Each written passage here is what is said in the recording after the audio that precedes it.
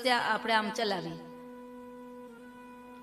દરરોજ અંગન્યાસ ને કરન્યાસ કરવાની જરૂર નથી, પણ જ્યારે તમારો નવાણ મંત્રનો અનુષ્ઠાન તમે કરો, સંકલ્પ કરો કે મારે આ નવરાત્રી દરમિયાન 1.25 લાખ મંત્રના જાપ જપવા છે, તો અંગન્યાસ ને કરન્યાસ 2-5 મિનિટ થાય, જાજો સમય નથી લાગતો. આવડી જાય પછી કઈ વાત જ નહીં, વાર જ નહીં, વાતે નહીં ને વારે નહીં. તો અંગન્યાસ ને કરન્યાસ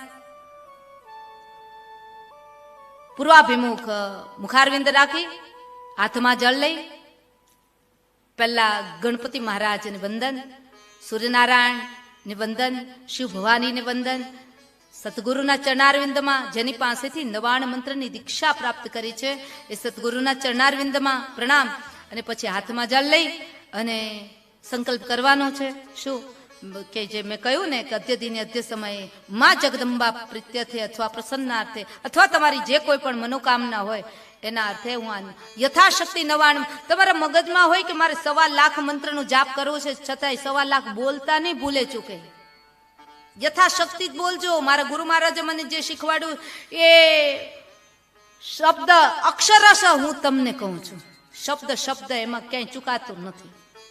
મારા ગુરુ મહારાજે મને શીખવાડેલું કે ક્યારે કોઈ દિવસ 1.25 લાખ મંત્ર જાપ હું જપીશ એવો સંકલ્પ નહીં કરવાનો. યથાશક્તિ, યથા સમય, યથાશક્તિ મંત્ર જાપ અહમ કરીશ. માં તમે પૂરું કરાવશો એટલું હું કરીશ. આપણે હુંકારથી કહીએ હું આટલા જાપ પૂરા કરીશ, આપણાથી ન થઈ શકે, પણ માના ચરણારવિંદમાં મસ્તક મૂકીને શરણાગતિના ભાવથી જો પ્રારંભ કરો તો હૃદયની અંદર તમે જે ભાવના કરી હોય ને એના કરતાંય વધારે જાપ, 1.25 લાખને બદલે 1.5 લાખ જાપ થઈ જાય નવરાત્રી. જો હુંકાર આવ્યો તો બાઉન્ડ્રીમાંથી દડો બહાર ફેંકાણો. માં પાસે જરાય હુંકાર તો ચાલતો જ નથી. અહમ ભાવ આવ્યો, પત્યું, સંકલ્પ કર્યો. ત્યારબાદ દુર્ગા સપ્તસતીની અંદર અંગન્યાસ કરન્યાસ બતાવ્યો. પછી હાથમાં જળ લઈ અને પછી શું કરવાનું તો કે ગણપતિર જયતે. આ સંકલ્પ બોલાય ત્યાં સુધી, જે વિનિયોગ બોલાય ત્યાં સુધી જળ હાથમાં પકડી રાખો. અંજલિ હાથમાં હોવી જરૂરી છે. શ્રી ગણપતિર જયતે ઓમ યસ્ય શ્રી નવાણ મંત્રસ્ય ઋષિ બ્રહ્મા વિષ્ણુ રુદ્ર ઋષય ગાયત્રી ઉષ્ણિક અનુષ્ટુપ છંદાંસી શ્રી મહાકાલી મહાલક્ષ્મી મા સરસ્વત્યો દેવતા એમ બીજમ રીમ શક્તિ ક્લિમ કિલકમ શ્રી મહાકાલી મહાલક્ષ્મી મહાસરસ્વતી પ્રીત્યર્થે જપે વિનિયોગ. વિનિયોગનું જળ પાત્રની અંદર પધરાવી, બાજુમાં નાનું પાત્ર રાખો. ત્યારબાદ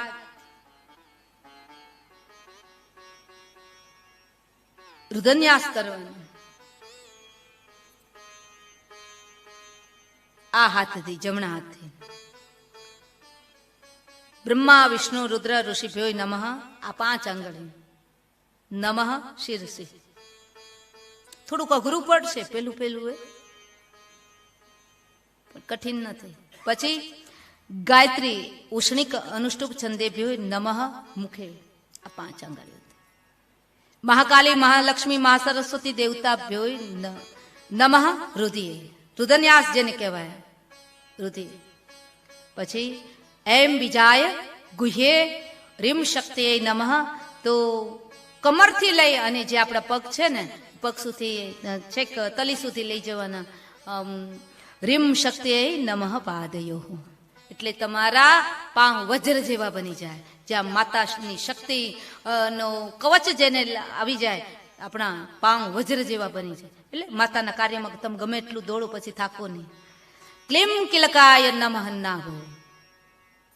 પછી એમ રીમ ક્લિમ ચામુંડા વિચે હાથમાં જળ લઈ અને બંને હાથનું પાછું પોક્ષણ કરવાનું. એટલે જળની લોટી ભરવાની કહે, જળની વારંવાર જરૂર પડે. પછી કરન્યાસ. કરન્યાસ એટલે આ હાથને કર કહેવાય સંસ્કૃતની અંદર. અત્યારે જે આપણે કર્યો, હવે જે કરીએ છીએ કરન્યાસ, તો કરન્યાસમાં એમ અંગુષ્ટાભ્યામ નમઃ. પછી રીમ તર્જનીભ્યામ નમઃ. પછી ક્લીમ મધ્યમાભ્યામ નમઃ. ઓમ ચામુંડાએ અનામિકાભ્યામ નમઃ. દેખાય છે ને? ત્યારબાદ ઓમ વિચ્ચે કનિષ્ઠિકાભ્યામ નમઃ. પછી ઓમ એમ બ્રીમ ક્લીમ ચામુંડાય વિચ્ચે કરતલ પૃષ્ઠાભ્યામ નમઃ. આગળના હાથ આ રીતના, પછી પાછળ કરતલે પૃષ્ઠાભ્યામ નમઃ. આ થયો કરન્યાસ. ત્યારબાદ હવે આવશે હૃદન્યાસ. તો એમાં ઓમ એમ, આ જે આંગળીઓ છે ને 5 આંગળીઓ ભેગી કરવાની. ઓમ એમ હૃદયાય નમઃ. હૃદયની અંદર રહેલી જગદંબાને હું પ્રણામ કરું છું. આપણે આપણા પ્રણામ કરવા. આ શરીર દેવી તુલ્ય બની જાય. ઓમ બ્રીમ શીર્ષે સ્વાહા. ઓમ ક્લીમ શિખાયે વશાટ. ઓમ ચામુંડાયે કવચાય હુમ. એમ કહી અને આ 2 હાથ છે ને કાંડા સુધી આવી જાય. ઓમ ચામુંડાયે કવચાય હુમ. હાથ પણ વજ્રના બની જાય. વજ્રના એટલે મજબૂત બની જાય, માનું કવચ આવી જાય. પછી ઓમ વિચ્ચે નેત્રત્રાય ઔષધ. નેત્રને સ્પર્શ કરવાનું. ત્યારબાદ ઓમ એમ રીમ ક્લીમ ચામુંડાયે વિચ્ચે અસ્ત્રાય ફટ. સમજણ પડી? આ 2 આંગળીઓ છે ને એમાં આમ લઈ ઓમ એમ રીમ ક્લીમ, ઓમ એમ રીમ ક્લીમ ચામુંડાયે વિચ્ચે અસ્ત્રાય ફટ. આ બરાબર સંભળાવવું જોઈએ. મેં જે આમ કર્યું ને સંભળાવવું જોઈએ.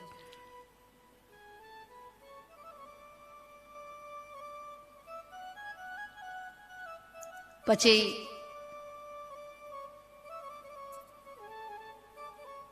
અક્ષરન્યાસ કરવાનો. અક્ષરન્યાસ કોને કહેવાય? નવાણ મંત્રની અંદર એક અક્ષર છે ને એનો ન્યાસ કરવાનો. તો તમારે મેં તમને કહ્યું ને કે પૂર્વ દિશામાં બેસવાનું. જો તમે માની લો આ પૂર્વ દિશા છે, બરાબર, આપણે બેઠા છીએ પૂર્વ દિશા. પૂર્વ દિશા તો નથી પણ માનવાનું છે, બિલીવ કરવાનું છે કે પૂર્વ દિશામાં બેઠા. તો પૂર્વ દિશામાં આપણે બેઠા છીએ એમ માનવાનું. તમે જ્યારે પણ નવાણ મંત્રના અનુષ્ઠાન કરો ત્યારે મોસ્ટલી પૂર્વ દિશામાં જ બેસવું. એટલે આ અક્ષર ન્યાસ કરવામાં બહુ સારું રહે. નહીં તો દિશા ભૂલાઈ જાય. આપણે મોબાઈલ સામે લઈને બેસવું પડે કઈ દિશા. તો ઓમ એમ પ્રાચ્યે નમઃ. આ રીતના ઓમ એમ પ્રાચ્યે નમઃ. ઓમ એમ આગ્નેય નમઃ. ઓમ રીમ દક્ષિણાય નમઃ. ઓમ રીમ નૈઋત્યે નમઃ. ઓમ ક્લીમ પ્રતિચે નમઃ. ઓમ ક્લીમ વાયવ્યય નમઃ. ઓમ ચામુંડાય ઉદિચ્યે નમઃ. ઓમ ચામુંડાય ઐશાન્યે નમઃ. ઓમ એમ રીમ ક્લીમ ચામુંડાય વિચ્ચે ઉર્ધ્વાય નમઃ. ઓમ એમ રીમ ક્લીમ ચામુંડાય વિચ્ચે, આ જે ભૂમિ છે ને, ઓમ એમ રીમ ક્લીમ ચામુંડાય વિચ્ચે ભૂમિય નમઃ. તમે જે આસન બિછાવીને બેઠા ને ત્યાં ભૂમિ દેવીને પ્રણામ કરવાનું. 10 દિશાઓ થઈ ગઈ. અક્ષરનાશ દ્વારા 10 દિશાઓનું દિગ્બંધ થયું કહેવાય. એ થઈ ગયા. પછી ધ્યાન ધરવું. કોનું ધરવું? તો કે મહાકાલી. પેલા મહાસરસ્વતી આવે. એમના દેવી કોણ છે? મહાસરસ્વતી, મહાકાલી. મહાસરસ્વતી, મહાલક્ષ્મીજી અને મહાકાલી, આ 3 દેવીઓનું ધ્યાન ધરવાનું. 3 દેવીઓનું ધ્યાન કઈ રીતના?